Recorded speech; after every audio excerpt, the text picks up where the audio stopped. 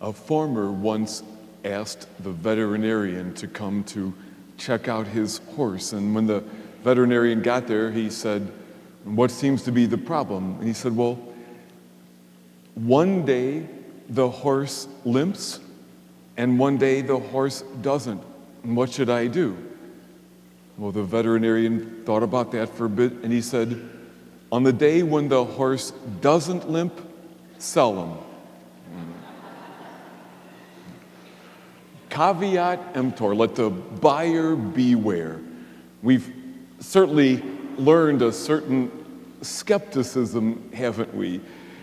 And rightly so, because there are people who will take advantage of us, and not everything we hear is to be trusted. For example, with statistics, did you know that 79.32% of all statistics are made up on the spot? Like that one? Yeah. We live in a skeptical age. One of the things that contemporary humans fear is being naive.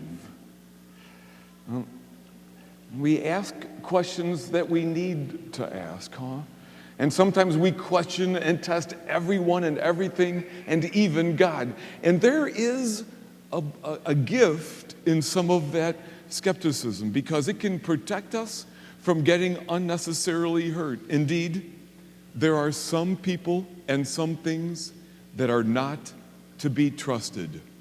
And yet,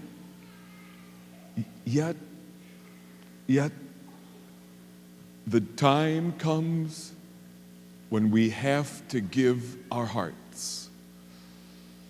There comes a time when we have to put aside the question, and the tempting, the doubts, and the fears, and start to trust another.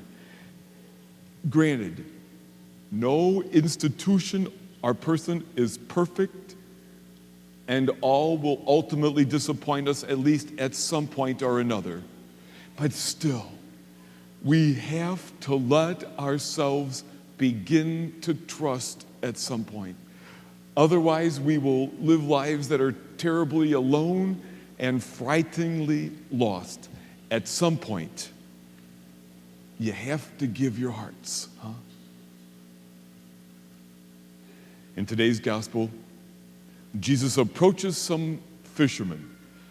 Now, these were not sport fishermen. These were commercial fishermen. They were a rough and somewhat skeptical lot. Theirs was a hard job. Their livelihood depended on them being practical and realistic. They're known perhaps to be hard drinking, but certainly they were not easily convinced of things. So Jesus approaches them and says, "Follow me." What happened right after that? I don't know, because the Bible doesn't always tell us all the details, but I'll bet they asked him, "Yeah, why would we do that? And who are you? And what is this going to mean if I say yes?" I'll bet they tested him. Now, maybe they'd heard of him before, but I don't imagine that right off the bat they jumped and said, "All right, we're going." But we do know this. At one point or another, they all said, "Okay, I'll follow you. I'll try to live these values that you are telling me about." And they left it behind. You can see the risk they took as they left behind their livelihood or left their dad behind to try to keep the business going. They were willing to give their hearts to him. They took that leap of faith. They made the great risk. How about you? Maybe you bought the horse on the day it didn't limp. And now you're a lot more skeptical. Right? And again, there's a value in a certain amount of healthy skepticism. But the question remains, how long before you would ever give your heart to another that you've deemed worthy? How long before you could ever trust another one or another thing? Because if we are not able to at some point also give our hearts to another, we will never truly have friendships. We will never truly be connected to the church. We will never truly be involved and make a difference in our society. We will be incapable of marriage. And we will never know Jesus. Because you see, the same question he asked those disciples, those fishermen today, when he asked them to become his disciples, he asks you and he asks me.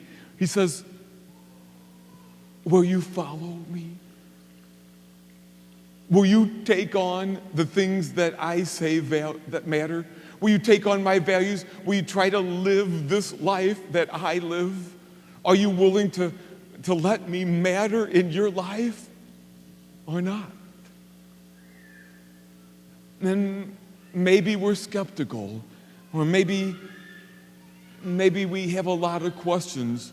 And again, it's okay that we have some, but at some point or another, my brothers and sisters, we've got to respond as did those fishermen. At some point or another, we have to say, okay, I'll let what you say matter for my living.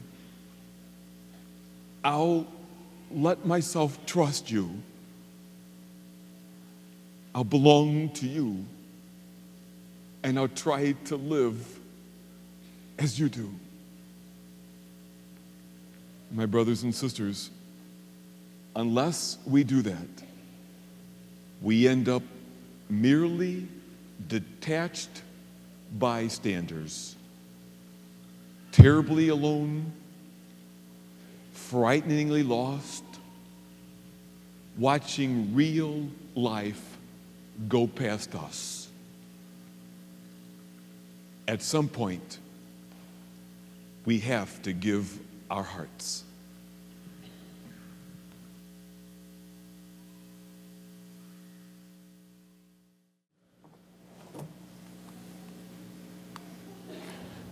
Well, what are you doing, old buddy? Fishing, yeah. Any luck? Not biting. They're not biting? No, that's hard sometimes when the fish aren't biting, isn't it? Yeah.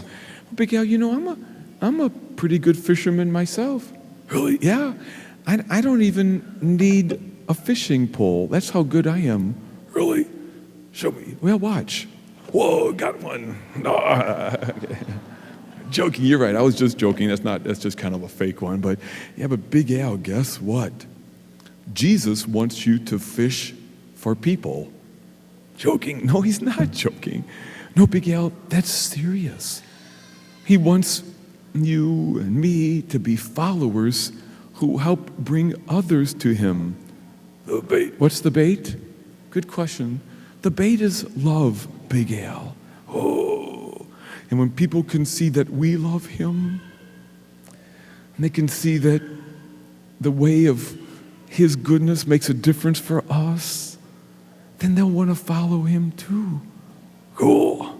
Bye. And boys and girls,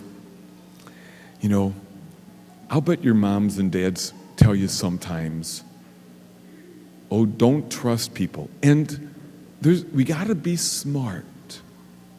But there's one person you can always trust, and his name is Jesus. And he has only love.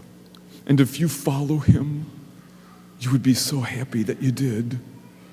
And we pray for you and pray for me that all my life I'll let myself belong to him.